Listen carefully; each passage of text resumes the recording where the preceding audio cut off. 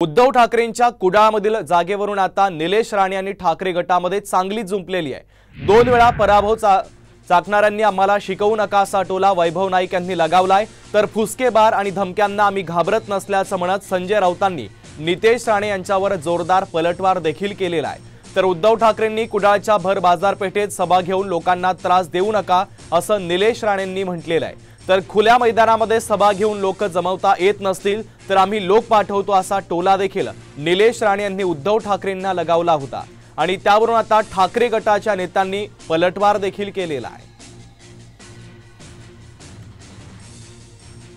आता शहरामध्ये जिथे त्यांनी सभा आयोजित केली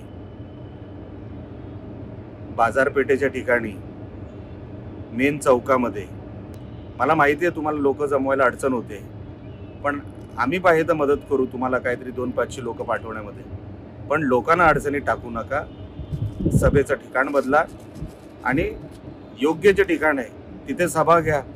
तुम्ही आलात का आणि गेलात का आम्हाला कधीच काही फरक पडला नाही, पण लोकांना अडचण होईल असं काय करू नका।